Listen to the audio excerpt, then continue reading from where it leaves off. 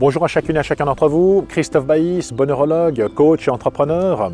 Alors une capsule vidéo aujourd'hui un petit peu différente, un petit peu plus personnelle. Ceci en réponse à une question qui m'est très souvent posée, à savoir qu'est-ce que c'est qu'un bon neurologue, comment est-ce que je suis arrivé à cette profession. Alors je voulais vous dire deux mots sur mon parcours, histoire de faire un petit peu plus ample connaissance. Et pour moi tout a commencé il y a une trentaine d'années. J'ai commencé ma carrière en tant qu'inspecteur de police judiciaire. Et à l'époque, c'était une véritable vocation. J'avais ce désir ardent de faire quelque chose d'utile pour la société, de faire quelque chose qui ait du sens. J'étais animé par des valeurs profondes, des valeurs de justice, d'honnêteté, de respect, d'équité et de plaisir aussi, de liberté. Et j'ai exercé cette profession pendant une dizaine d'années avant de ressentir le besoin de faire autre chose. Je me suis rendu compte que j'étais plus tout à fait en alignement avec ce qui m'avait conduit à faire cette profession. Et j'ai ressenti le besoin de faire une transition de carrière. Alors je me suis d'abord, dans un premier temps, posé la question de dire ok, t'as envie de faire quelque chose d'autre? Oui, mais quoi? Et ça a été une question qui m'a habité pendant de très nombreuses années. Et comme j'étais spécialisé dans la lutte contre le blanchiment d'argent, dans la lutte contre le crime organisé, j'ai eu une opportunité dans une banque de travailler dans la lutte contre le blanchiment d'argent. Et j'ai décidé de la saisir et je me suis rapidement rendu compte que finalement cette industrie bancaire, c'était pas ma tasse de thé, que les valeurs de cette industrie n'étaient pas les miennes, que j'étais vraiment diamétralement opposé finalement à ce monde-là. Et je me suis de nouveau remis en quête. Cette question m'a rapidement rattrapé. Ok, il faut que tu fasses absolument quelque chose, faire quelque chose qui te nourrisse en termes de valeurs, qui donne du sens à ta vie, quelque chose qui soit plus aligné avec la personne que je suis. Et j'ai beaucoup ramené en fait ce questionnement à la maison. C'est quelque chose c'était une sorte de rumination où j'étais vraiment à la recherche de ce job, de rêve qui puisse vraiment me nourrir, où je puisse me sentir épanoui, qui me donne plaisir à me lever le matin, qui donne vraiment ce sens à ma vie auquel j'aspirais. Et je ne trouvais pas de réponse. Alors j'en ai beaucoup parlé autour de moi, avec mon épouse, avec mes amis, ma famille, et personne finalement n'avait cette réponse en me disant « mais Christophe, voilà, c'est ça que tu dois faire, c'est génial, je te vois tellement là-dedans, etc. » Et en conséquence, j'ai décidé de chercher moi-même en fait pourquoi je n'étais pas finalement pleinement épanoui, qu'est-ce qui clochait chez moi, qu'est-ce qui n'allait pas. J'avais une bonne situation, j'avais un bon salaire, j'ai vraiment cherché ces réponses, raison pour laquelle je me suis remis aux études. D'abord, j'ai commencé des études post-grad en risk management et je me suis passionné à ce moment-là pour le facteur humain, la gestion du facteur humain. Pourquoi est-ce que certains fonctionnent bien? Pourquoi est-ce que certains fonctionnent moins bien? Pourquoi encore certains dysfonctionnent? Et puis, j'ai ressenti le besoin ensuite d'en connaître plus sur le fonctionnement de l'humain. Je me suis intéressé aux neurosciences, au développement personnel. J'ai fait tout un cursus en programmation neurolinguistique avant de m'intéresser au coaching professionnel, coaching individuel, coaching d'équipe. Puis après, je me suis intéressé aux facteurs de la motivation. Qu'est-ce qui vient générer chez les gens leur comportement? Qu'est-ce qui vient générer leur motivation? Qu'est-ce qui fait qu'on agit comme on agit et qui vient finalement façonner notre personnalité? Et ça m'a pris plusieurs années d'études. J'ai investi beaucoup de temps, beaucoup d'argent dans ces études pour trouver finalement les réponses, pour découvrir qui j'étais profondément, qu'est-ce qui m'animait, qu'est-ce qui faisait sens pour moi. Parallèlement, j'ai fait le constat de gens qui aujourd'hui il y avait beaucoup de personnes qui tombaient en burn-out. Je me suis intéressé aux risques psychosociaux. Pourquoi est-ce que finalement, quels sont les facteurs qui font que certaines personnes somatisent et tombent malades?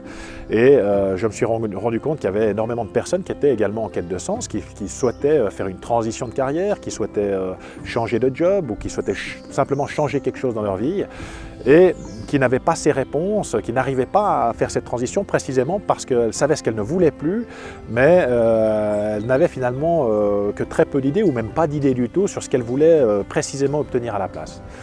Je me suis rendu compte qu'en fait, avec toutes ces études, eh bien, j'avais les cordes à mon arc qui me permettaient d'accompagner ces personnes, de leur permettre de déterminer qui elles étaient précisément, quels étaient leurs besoins psychologiques fondamentaux, qu'est-ce qu'elles devaient nourrir chez elles pour pouvoir finalement après prendre des décisions éclairées, poser des actions et puis se diriger vers cette vie à laquelle ils aspirent.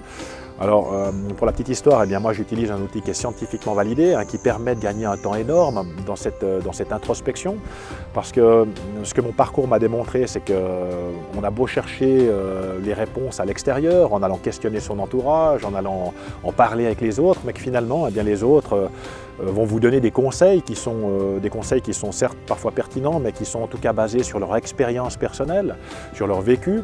Et en fait, ça ne répond pas vraiment à cette question de dire mais qui est-ce que je suis profondément, qu'est-ce qui m'anime, qu'est-ce qui va générer chez moi de la motivation, qu'est-ce qui va générer du plaisir, qu'est-ce que je dois venir nourrir chez moi pour pouvoir améliorer cette qualité d'être et cette qualité de vie.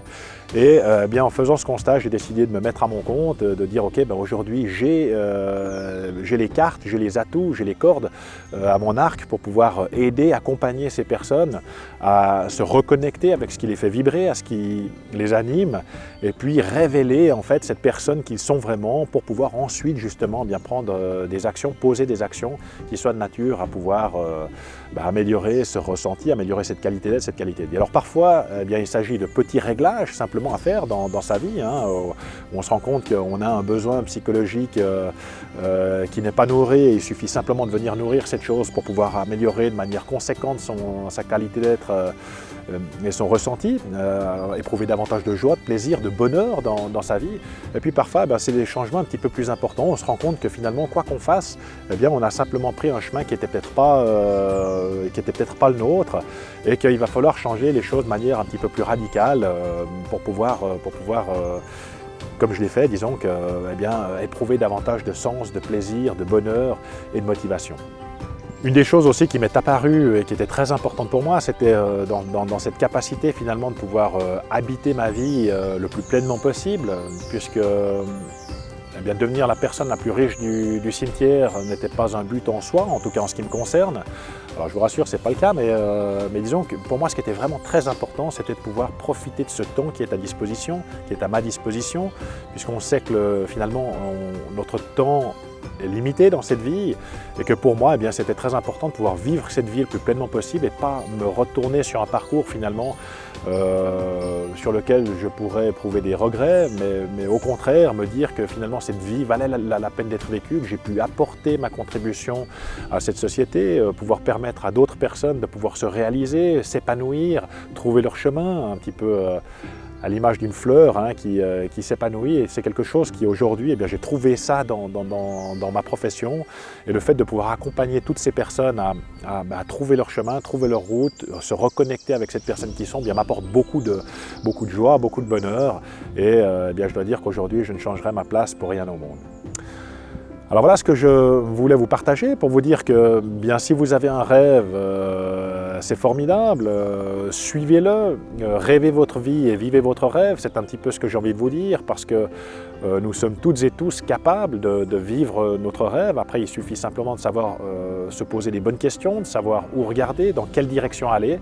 Et puis après, c'est simplement une suite de petits pas qui vont vous conduire à cette vie à laquelle vous aspirez. Alors voilà ce que je souhaitais partager aujourd'hui par rapport à mon parcours, de manière un petit peu plus personnelle. J'espère que vous avez trouvé de la valeur dans cette capsule. Si c'est le cas, je vous remercie d'avance de soutenir sa diffusion en mettant un pouce sous cette capsule. Et puis si vous souhaitez être informé de mes prochains contenus, de nature à favoriser ce développement personnel, cette quête de soi, cette recherche, cette introspection, n'oubliez pas de vous abonner à ma chaîne YouTube. C'est tout pour aujourd'hui. Prenez bien soin de vous, prenez bien soin de vos proches et jusqu'à notre prochaine communication, je vous dis bye tout le monde.